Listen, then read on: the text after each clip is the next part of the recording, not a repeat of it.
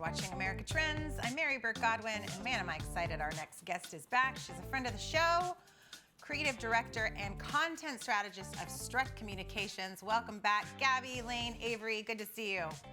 Great to see you too, Mary. I miss having you here in studio with me, but I'm glad you're here via Zoom. Yes, I'll be back next month in studio. Okay, good. It's been too long since you've been here. I have so much to cover, and we only have one little segment with you today. So first thing I want to get to is blue check marks. What the heck is going on with the verification blue check mark system? And because it was first Twitter, but now I just saw on Instagram it came up saying there's a whole new thing. So tell us what's going on there. Yeah, so Instagram introduced meta verifications. It's kind of a subscription service. And now essentially you can pay to have your blue check, the coveted blue check that everyone has always wanted and fought so hard for. And in addition to getting the blue check mark, you also get more customer service support. And it just allows you to really secure your platform as well as be in more contact with Instagram for any glitches or issues that you may have on the platform. So really it has nothing to do with whether you're famous or not.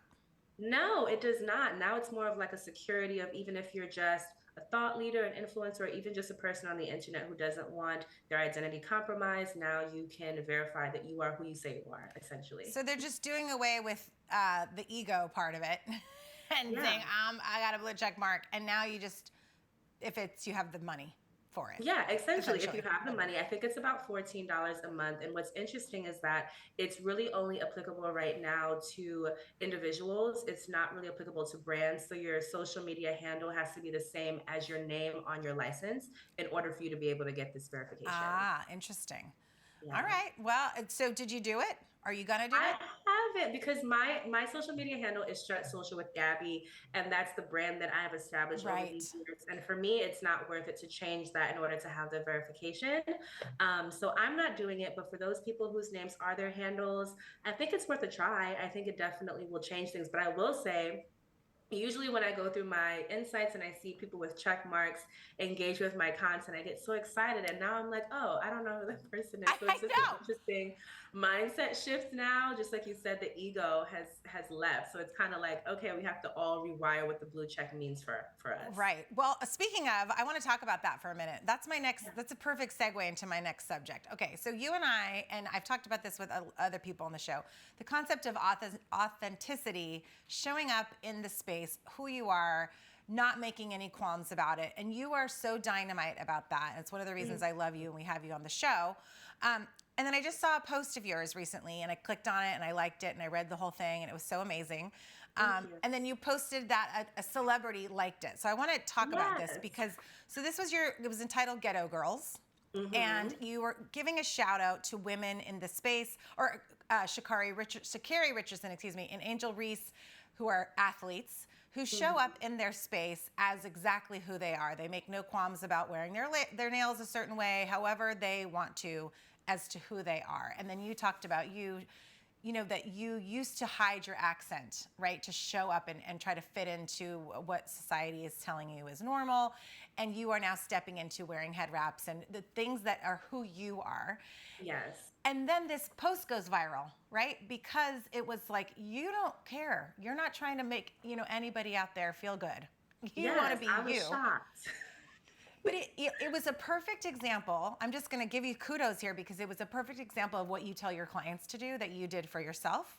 Yeah. And it worked. Thank you so much. I appreciate it. Honestly, I was up at 4 a.m. in the morning and I was just thinking about all of these conversations. I saw what Angel Reese said in her interview, just about how she was being criticized for just being who she was. And that really inspired me. And I just posted it and went on with my day. And I came back and I was like, well, what's happening? So I definitely think it's a great case study in being authentic, having a point of view, and really creating that connection. It makes other people feel seen and heard when you do that, for sure. I love that. Total side note is those 4 a.m. thoughts are sometimes some of the best that we have. I used to get anxiety at 4 a.m. And now I'm like, okay, let's just sink into this. Maybe it's higher power trying to tell me something at 4 a.m. I'm gonna listen and write a blog post about it or whatever. Exactly. Now, when you post something like that, let me ask you, from the person this is your job, do you ever have that sense of, oh, I'm being too honest? Or, you push send and then you're like, oh my God, I shouldn't have told the world this. Did you have those feelings when you posted this? Yeah, I totally did. I, for a long time, felt like I am a social media expert. People want me to talk about social media. That's it. And I'm always very nervous when I do these things. Sometimes I'm like, am I going to ostracize some people in my audience? Are they going to feel like I'm not talking to them? So I'm always nervous. And you're not always going to get 100% great feedback, right? There were definitely people in those comments after a while who were like saying hateful or rude things, but I think that the reward is so much better than the risk ultimately. Absolutely. And when you take that risk, you are the people that are truly your followers, the people that you'll convert and will be your trusted followers are gonna love it. And those Yeah. haters, there's always gonna be haters. And you're doing Yes. something right really if they come out, right? Exactly. Yes. And I mean, in this day and age, everyone, it's just so polarized, right? And people are on different sides of everything. Um, and we, as people, need to just say, let's step into our comfort zone. Reclaim your narrative, is what you Yes. said. And I love Yes. that Yes. because it's just really important for people to do. And that's what social media, that's the essence of it, I believe. Exactly. I believe that too. And even one of the things that I said in that post too was it's going to do exactly what it's meant to do. It's going to attract the people that you want to be connected with, and it's going to be to detract the people who aren't meant to be part of your community. So it's doing its job either which way. Yeah, and I think that you probably didn't think, oh, this is gonna get me, this is gonna go viral and get a celebrity to notice me.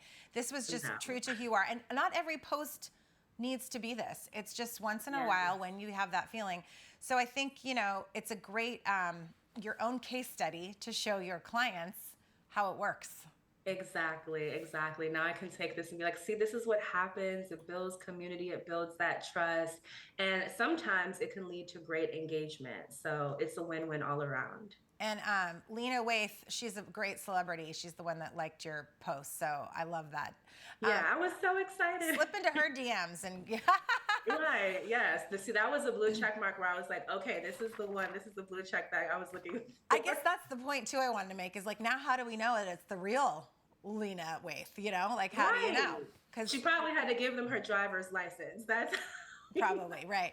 Now I want to talk to you. So, talking about this and building you up, you have a new membership program. I don't know if it's new, but your membership program for Stretch Social Society. Talk to us about that.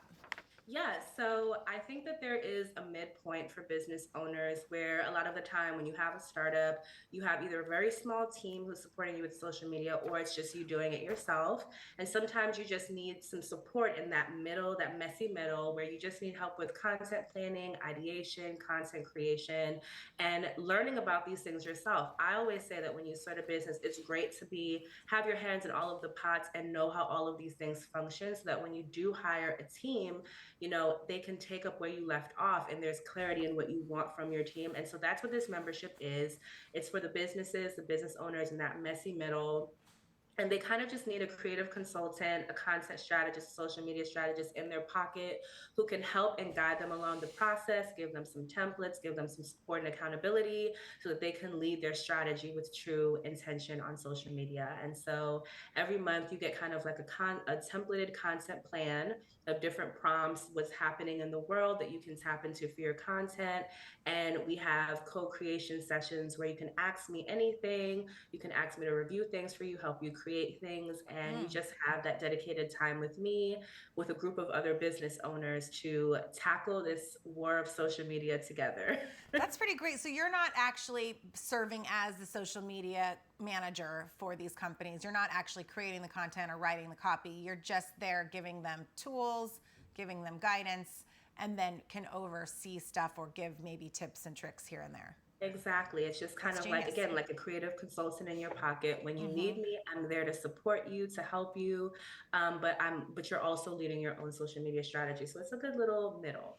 So who are your, best target audience for these membership for the program? Yeah, so I would say that my definite target audience for this are solopreneurs, side bizpreneurs, and new business owners who are really kind of just starting and trying to navigate this. Maybe they have limited resources, a limited team, and they're trying to invest in things that are really going to help them move the needle with the limited resources that they have. Yeah. Okay. Good. And your templates are so great too. I really think that they're such a good resource for everybody. I'm just, gushing over you today, but I really think that you're a great resource. You show up in this space, like I said, with authenticity more than almost anybody I follow. So I appreciate you. And everyone needs to check you out at Strut Communications, strutcommunications.com. And tell me quickly what's coming up for you that you're excited about. So I'm actually going to be speaking at Craftcation later this month. It's a conference that's happening. It's for crafters who turn their literal crafts into business. Oh, perfect. So I'm doing a content planning workshop there with my content cards, which I'm super excited about. And I'm just working on getting members in the society. Awesome. Well, come back again. Come back in studio next time. We love having you. Will do. Gabriella Layne-Avery of Strut Communications, and we've got more America Trends right after this quick break.